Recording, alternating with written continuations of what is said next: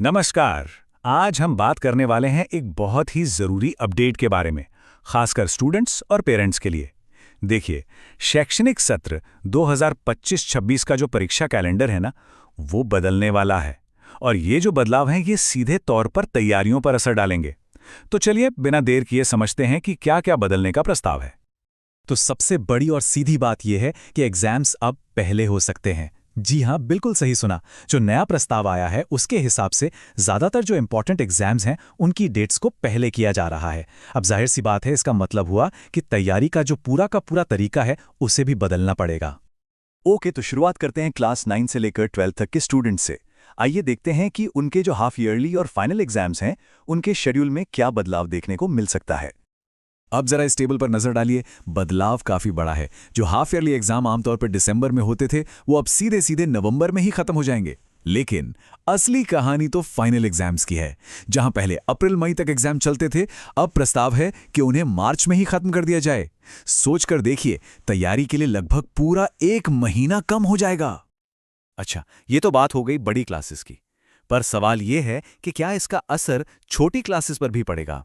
चलिए अब देखते हैं कि क्लास 5th और 8th के लिए क्या अपडेट्स हैं। और यहां भी देखिए, पैटर्न लगभग वैसा ही है। क्लास 5th और 8th, जो कि स्टूडेंट्स के एकेडमिक सफर में बहुत इंपॉर्टेंट माने जाते हैं, उनके एग्जाम्स भी पहले कराने का प्रस्ताव है। मतलब कोशिश ये है कि 24 मार्च तक इन दोनों ही क्लासेस के इम्तिहान खत्म हो जाएं। चलिए अब आते हैं उस सवाल पर जिसका सबको इंतजार है, बोर्ड एग्जाम्स का क्या। क्लास 10th और 12th के स्टूडेंट्स के लिए ये जानकारी सबसे ज्यादा जरूरी है, तो इससे जरा ध्यान से सुनिएगा।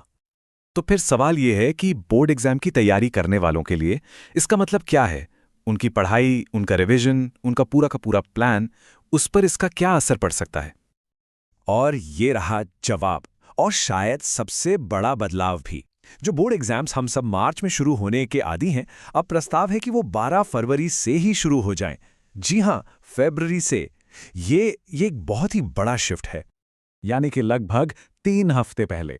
इसका सीधा सा मतलब है कि स्टूडेंट्स हों, टीचर्स हों या फिर पेरेंट्स, सभी को अपनी प्लानिंग, अपनी स्ट्रैटेजी को फिर से बनाना पड़ेगा।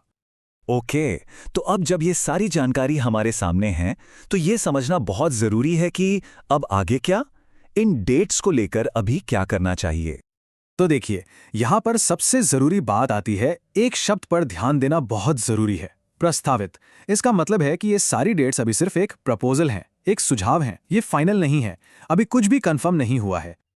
और इसीलिए जो ऑफिशियल डॉक्यूमेंट है उसमें भी ये बात साफ साफ कही गई है। अंतिम कंफर्मेशन के लिए सिर्फ और सिर्फ शिक्षा विभाग के ऑफिशियल व्हाट्सएप चैनल को ही फॉलो करना है। मतलब किसी भी अफवाह पे ध्यान नहीं देना है, पक्की खबर सिर्फ वहीं से मिलेगी। तो कुल मिलाकर अभी के लिए टेक अवे क्या है? बस 2 बातें याद रखनी है। पहली, ये कि ये तारीखें अभी फाइनल नहीं हैं, और दूसरी, ऑफिशियल अनाउंसमेंट के लिए सिर्फ शिक्षा विभाग के चैनल का इंतजार करना है। तो आखिर में एक बड़ा सवाल सबके लिए, अगर ये बदलाव सच में लागू हो जाते हैं तो ये किसी की भी तैयारी और स्टडी प्लान को किस तरह से प्रभावित करेगा, इस पर विचार करना अभी से शुरू कर देना चाहिए।